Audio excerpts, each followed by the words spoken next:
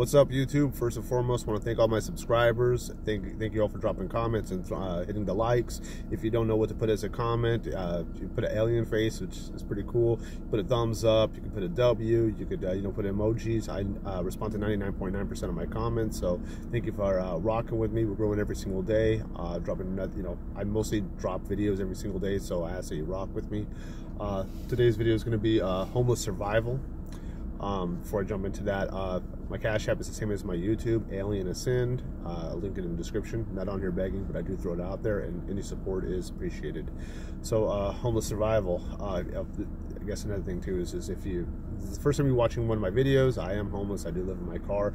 There's been times where I've lived where I didn't even have a car, so I am blessed. I'm gonna probably talk about a little bit of that right now with this video. If you're interested why I'm homeless, like I said, this is the first time you're watching one of my videos. I do have a video, full story of why I'm homeless. I have a lot of content. I ask that you subscribe and that check out the other content for questions you may have, and rock with me. So let me adjust my seat a little bit. So homeless survival. Today's a survival day. Let me tell you guys. So last night, man, was in the negatives. Man, I've never been so cold where I actually had to, like, when I got up, like the little bit of sleep that I got last night because of how cold it was. I was running my car, so when I was running my car, I was okay. However, if you don't remember, or it's the first time you've watched one of my videos, I actually put my seat down and I'm halfway in my trunk and halfway out, and then I have a 40-degree and a 30-degree sleeping bag, right? I double up on both of those. And then I have a comforter that I use as like a pillow, but I also will throw it over me. And then I have another comforter that's in my trunk, and then I pull that out if I have to, or I use it kind of like bedding over the plastic in my trunk. So I did all that. I layered up, dude. Like, I'm still layered up now. It is really, really cold. I'm wearing sweatpants and a pair of jean pants over that. I wore socks, and then I wear these winter socks right here. Big old fluffy things and stuff, and they're real thick. Wore that, wore a beanie, wore gloves, and then underneath here, of course, I got a tank top, and then I got two long sleeve, like long sleeve shirts to show you. One's gray, and then one's like looks black in this, but it's actually like a dark blue. So I layered myself up, and I still, man, my feet. I thought maybe I got frostbite, and it was pretty damn cold. Excuse me by my adjusting. I got the light right here because it's dark outside, as you can see, and I don't like the way it glares on my glasses. It makes me squint my eyes. But hold on a second. Let me fix myself a little bit better. Here we go. So yeah, tonight's going to be a lot more colder. Yesterday, last night, I think the wind chill was like really up there. And it's one thing about living inside of your car, like these windows are not insulated. I mean, my little things that you can see that I have right here, I've showed them before. I'll pull this one out a little bit. It's like a window cover.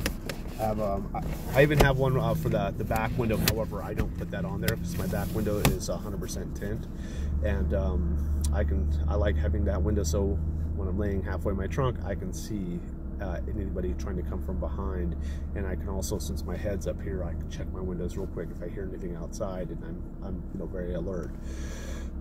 On top of that, so tonight's going to be a lot colder. It's saying between -4 and -7, and I don't exactly know what the wind chill is, but these windows in your car, man, that cold radiates through it. You know what I mean? And when I run my car, I do have a carbon monoxide alarm. I'll show you guys that. I've showed it to you guys before. Carbon monoxide alarm. Because unfortunately, I do know a couple people who haven't been lucky, and they should have had one of those, and bad things happen to them, and they don't have a chance to come back.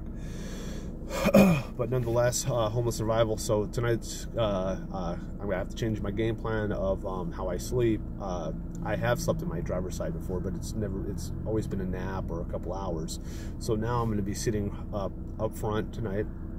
I got, of course, my stuff I just told you about, the 40-degree sleeping bag and a 30-degree sleeping bag, then a comforter, and then another comforter, and I'm layered up like before. However, I've still got to throw my socks on and beanie and my gloves and stuff like that, but I'm gonna do that a little bit later. I'm not gonna do that in this video, but have all those stuff, be in the driver's spot, and then actually take that stuff and kind of blanket myself in here. One of the reasons why I think my feet were so cold last night was in my trunk's not insulated. You know what I mean? The way I have it set up, and I've showed you guys before, trunks aren't really insulated. I think the coldness from that was radiating in, so I figured if I sit closer up, like in my driver's spot, and not lay all the way down, which is gonna, mess with my sleep. It's a lot easier for me to sleep on my side or my back, or, being stretched out, but I can sleep in the driver's spot. Being up here, having that and raking it over, and then I do have some towels and stuff, and take these towels and put them next to the window, and I even have some duct tape if I need to duct tape it around it to really insulate the car a little bit more, because I don't want it to look like I live in here, when I'm out driving and doing my working and stuff, like doing Uber Eats and DoorDash. But when I'm sleeping in my car and I set this up like that, I don't care. I just want to keep that cold out, So that's my homeless survival game plan for tonight. If worse comes to worse, like let's say that I'm freezing and stuff like that, the truck stop that I'm sleeping at, they don't like us or anybody going into the driver's lounge. So they do have a driver's lounge area inside the truck stop, and you can do your clothes there. I would personally never wash my clothes here. One, it's too expensive. Number two, it's dirty machines. I stay in the hood, right? Like I've said that several times, but if you're new here, I stay in the hood, like the hood type areas, and I do that because they won't call the cops on us to make us leave.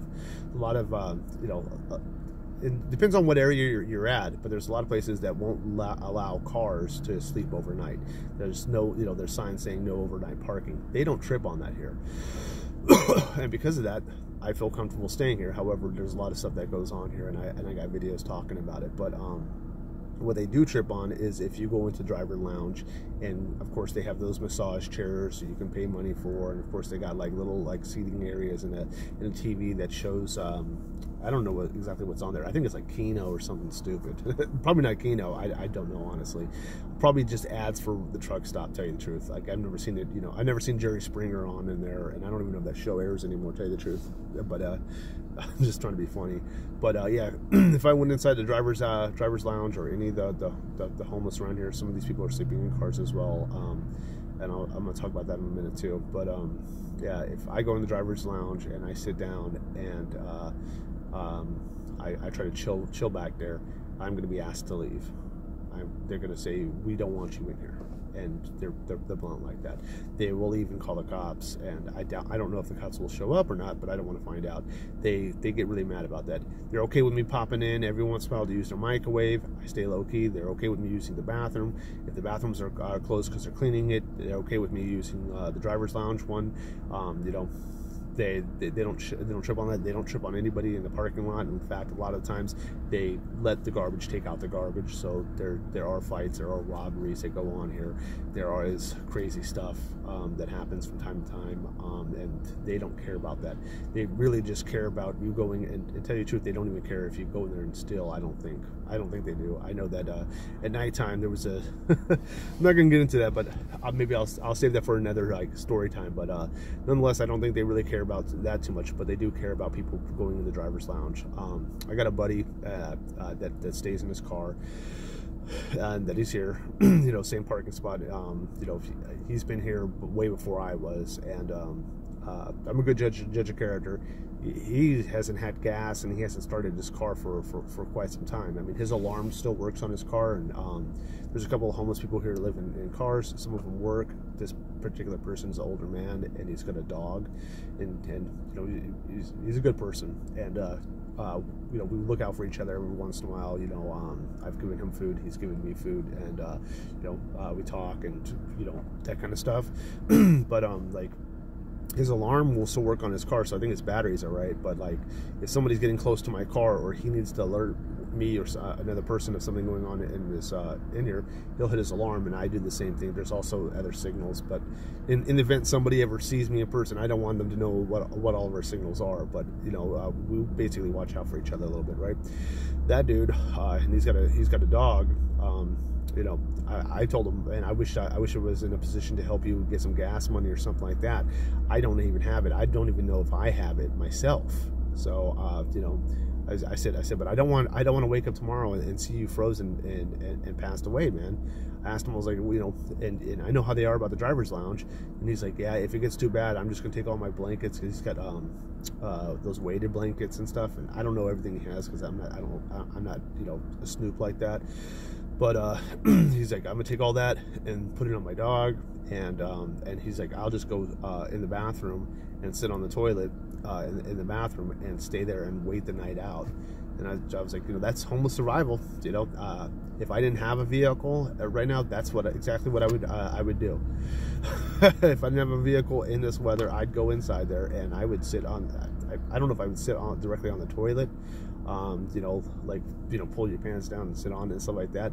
I'd probably try to see if I could sit somewhere. I'd probably clean the stall out and sit there. And if anybody came in there, I would say, I'm not feeling so well, and you know, leave me alone. You know what I mean?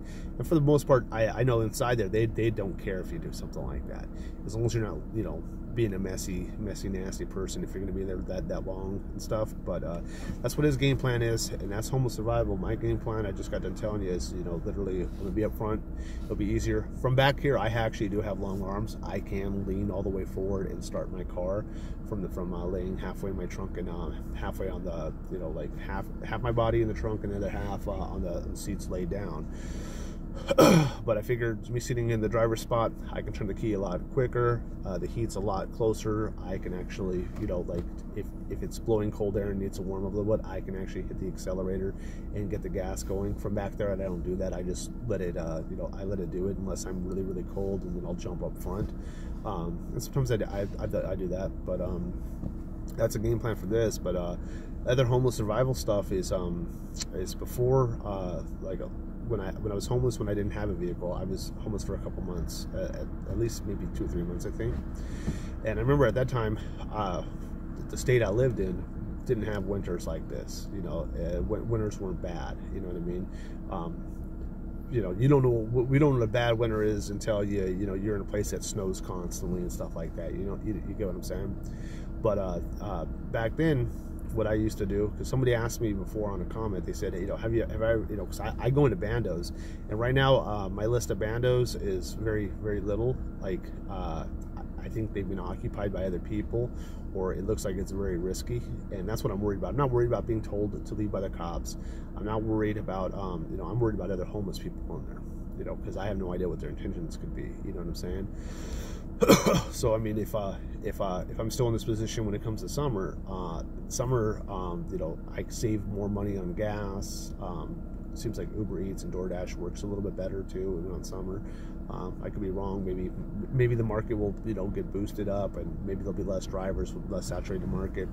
However, I'm going to look for more not homeless places. I'm going to look for more bandos, and bando is an abandoned place or a building. I find fresh ones, and I do that.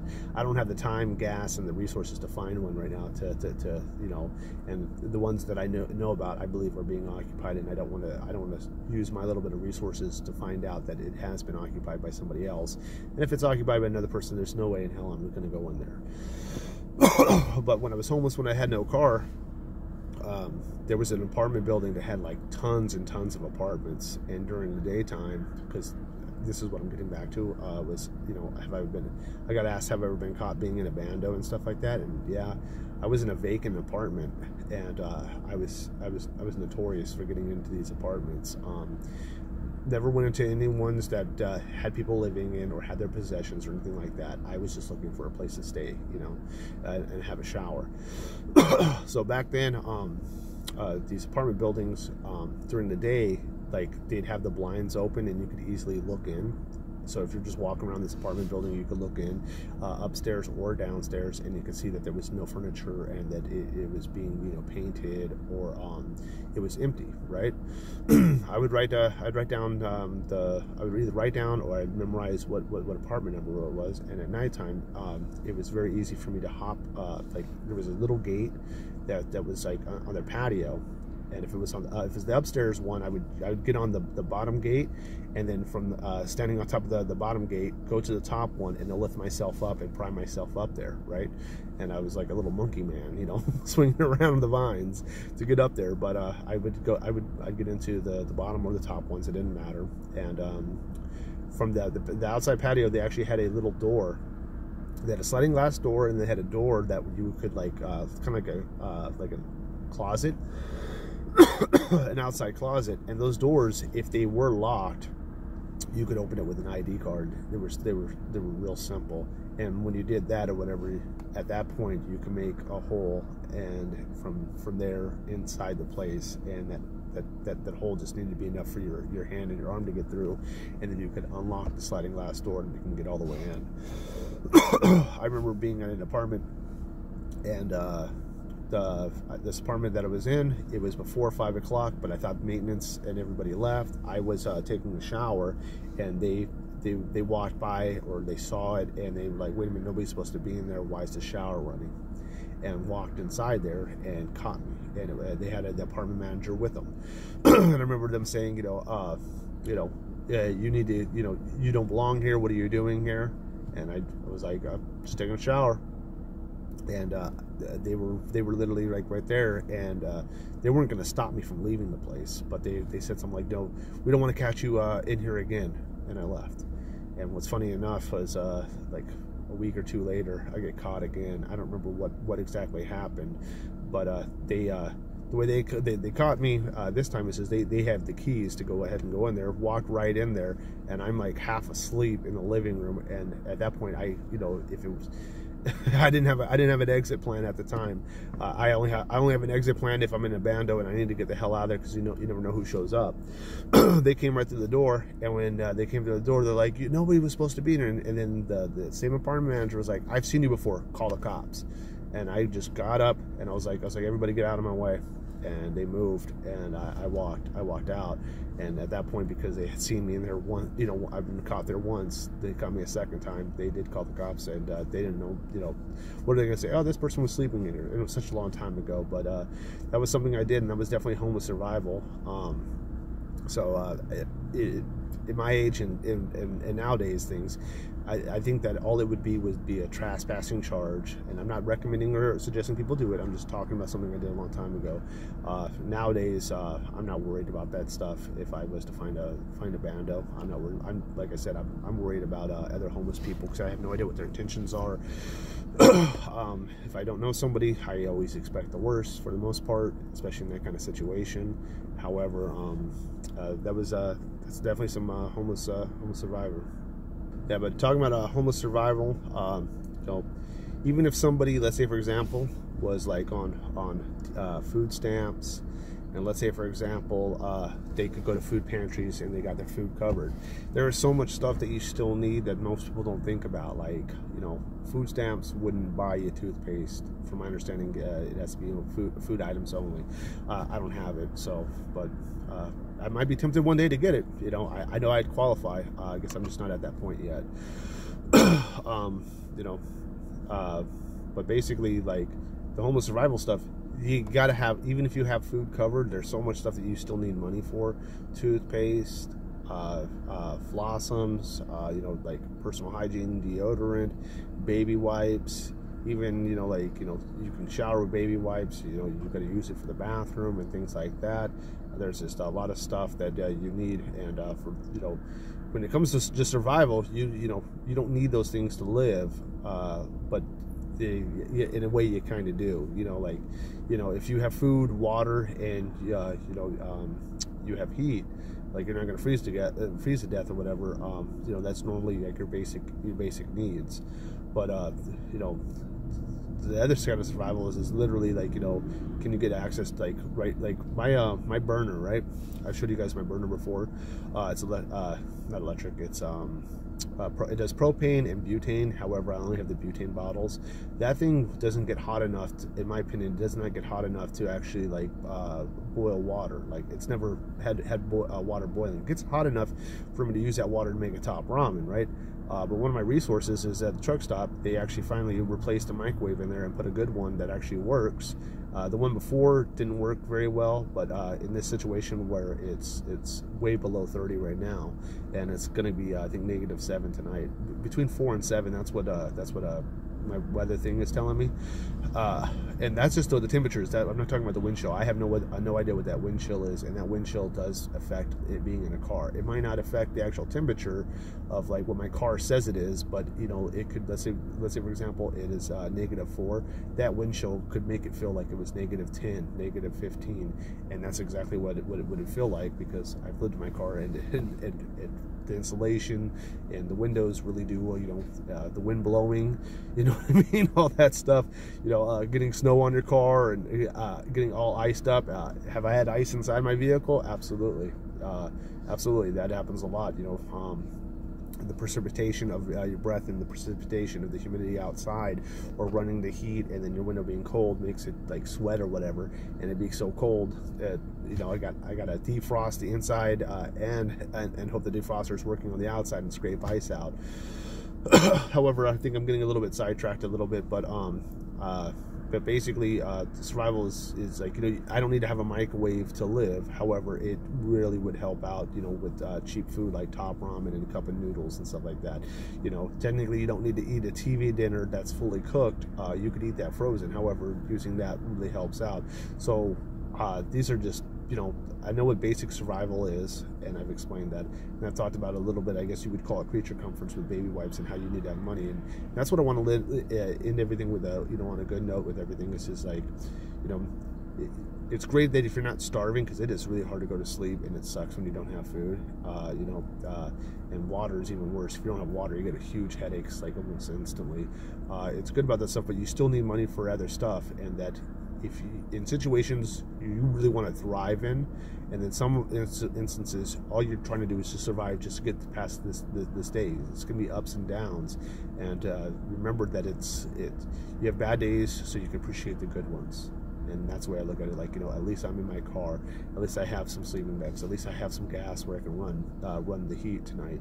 You know, yeah, I don't have very much money, and but I do have some food, so I'm okay with that. I've already actually ate earlier. I'm probably not going to eat tonight.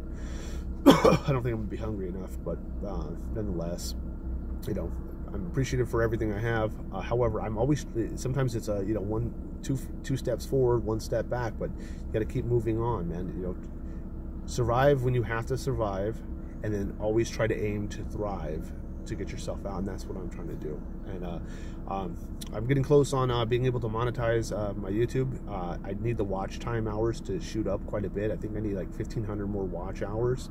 You know, probably between 1,300 and 1,500 is what I'm thinking, because I need to have 4,000, and I know that I'm a little bit over 2,500, so probably around 1,500, you know, 1,300. I'm not 100% sure, because I think there's a little bit of lag, but, you know, I don't think it tells me in real time what my watch time is. But if you can, check out the videos, check out my videos that you haven't seen before, and please watch them, please share them, and you know, please subscribe. If you want to bless me, my Cash App is the same as my YouTube name, AlienAscend, and I want to thank you so much.